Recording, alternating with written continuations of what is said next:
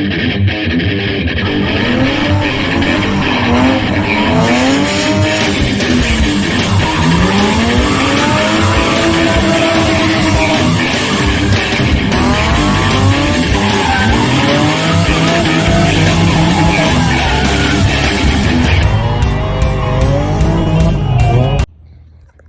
right, so I've got the inside pieces of the 1JZ valve cover, the little baffles.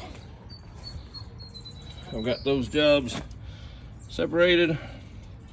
So we're going to take some of our handy dandy engine degreaser, the gunk. Gonna soak them down.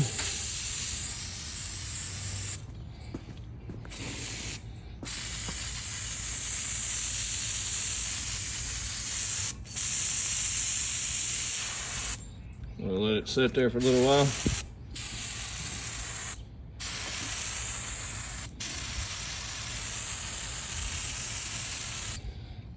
I may get a scrub brush and scrub on them for a minute, but we'll let the gunk do its job. We may not have to take it and have it put in a machine and cleaned, but we'll see. We'll get what we can. All right, here we go.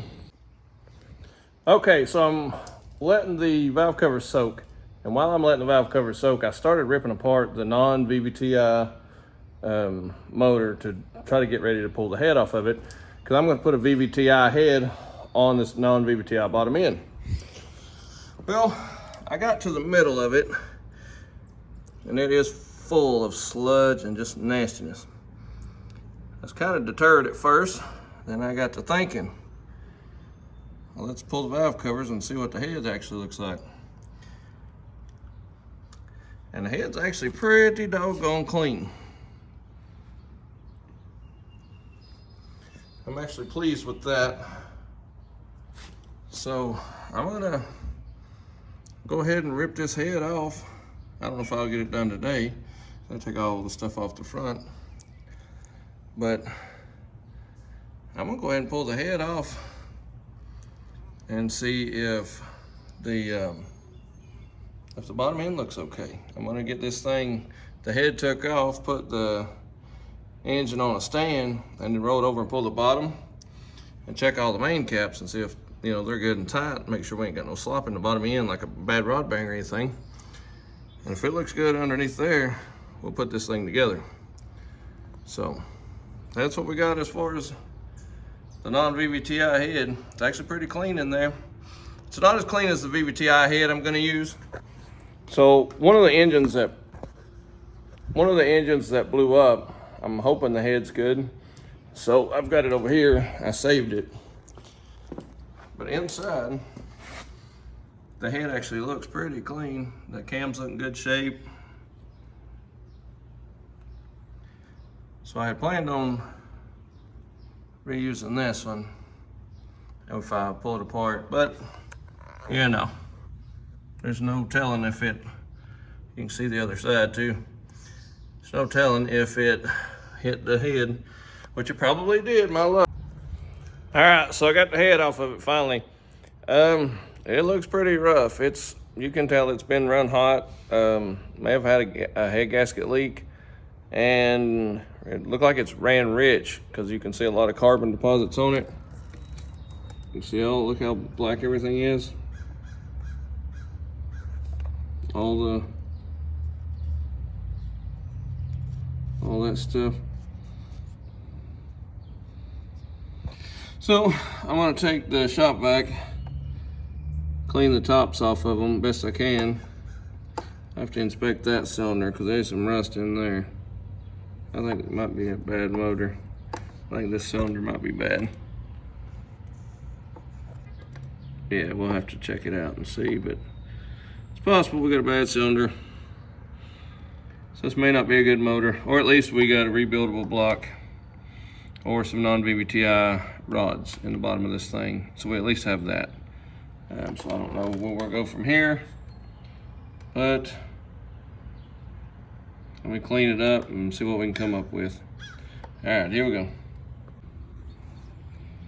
All right, so what I got oil on the two middle and the two outside. And so what I'll do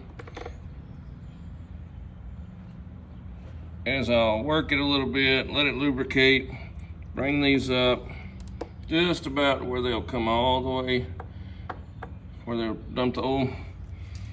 But I try to get them, once I lube them up and kind of work them a little bit, I've already ran them, you can see. But on the straight six, on the 4-cylinder, you can get them all where they're all down, or not down, but like in the middle, 2 going up, 2 going down. And so I'll get oil and I'll put it in 4 of them, work it a little bit, make sure they all get lubed, end up putting it in all 6, like this one and this one, and get them all cleaned up. Just move the pistons up and down a time or 2. Then what I'll do is you can see how much oil's in there. It's kind of clean, so it looks like it's shallow, but there's probably an inch of oil in each one of those. And so I put about an inch of oil in them, and I leave them for an hour or 2. And if one of them leaks down completely empty, generally you got a bad ring. That's always worked for me. There's leak down tests and stuff, but this, to me, I've done it on Civics and stuff for years. If you put oil in it, you come back in a couple hours and there's one that's completely empty, it's probably gonna have a bad ring. So, you know, if the liquid will just run out of it, it's probably not sealing correctly. And I did clean up the center cylinder that was so nasty. You can't feel any of that, even though you can see it. There's some like debris, some trash in the oil from where I wiped it and stuff. I'll try to clean all that out. A good oil change or 2 would do wonders for this thing. But honestly, if I don't have any oil leak down and I flip this thing over and I check the bearings on the other side, I may give it a go. But again, I hadn't checked the bearings or anything, but I don't know if there's oil in the bottom. I don't know if it's full of water. I don't have a clue what's in the bottom. But, you know, there's no damage inside these cylinders that I wouldn't run this motor. You know, always at the top, you always have where, and what that is where the piston only comes up so high, it comes, you know, flat to the surface, but the ring don't. The ring stays down below it, and that's the residue from where the ring only, it scrapes the side, and so you have residue, it only comes up so far in each one of them. That's normal. But that wear in that cylinder, you can't feel any of that. It looks pretty scary.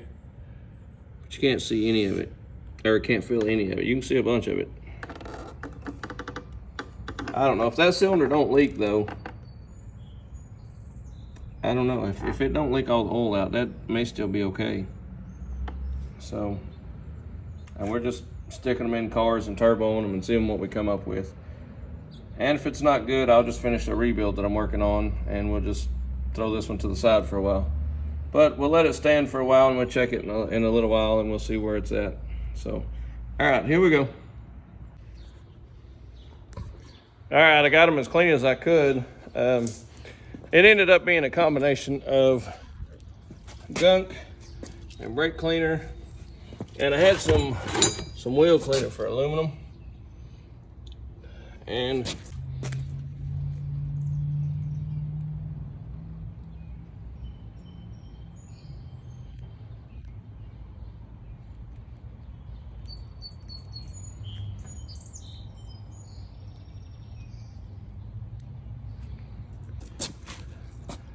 it actually, the wheel cleaner done a ton.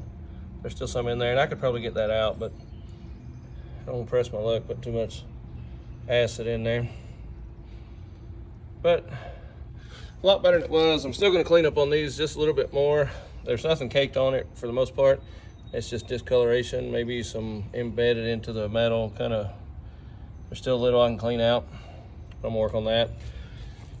But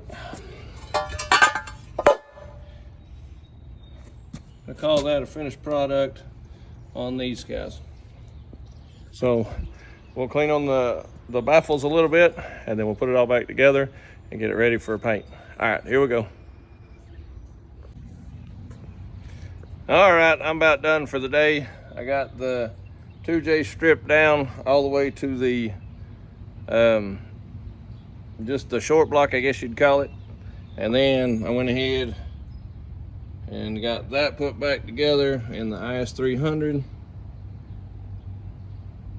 I need to take some brake cleaner and clean it off, but that's back together. So we'll walk in here and see if our oil has settled down in our cylinders to get a better idea of, you know, if that motor's gonna hold compression, or at least, that don't mean it'll hold compression. It means that it's not so bad that the fluids run by it. So it should have some compression. It still may smoke a little bit, like some ring wear or something, but it's always worked for me. So if they don't leak oil, usually I'll make a go of them, and usually I have an okay engine. That seems to be typical for letting the oil run out.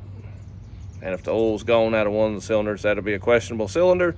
But if all the oil's still there, still good, I'll do the other two, because there was two that we didn't get to do, and then we'll make a call from there. So, all right, let's go take a look at it. All right, here we go. All right, so it's nearly 4 o'clock, and I think it was 1 o'clock, right at, a little bit after, when I put the oil in. And as you can see,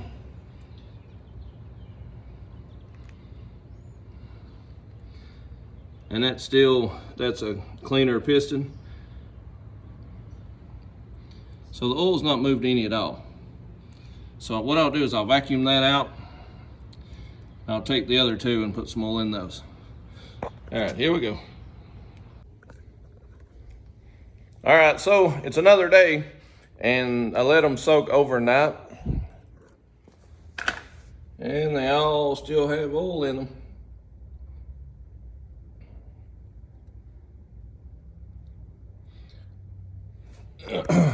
So as long as the bearings are still good, when we flip this motor over and all the rod ends feel good, the crank, everything looks good from underneath, I honestly think this would be an okay motor. In my opinion, this car come out of like a junkyard, just randomly sitting out in the middle of a junkyard. I got it for $100. And in my opinion, this car had a blown head gasket from the looks of everything. Everything looks too good in the top end, except when I roll it over and get into the mains, did it have a knock. So I have to, that's why I'm not saying it's a good motor yet.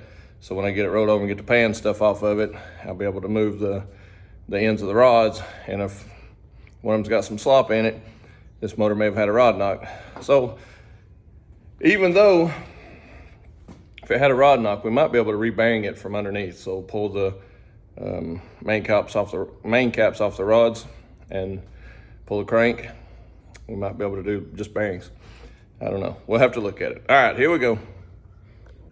I'm feeling high.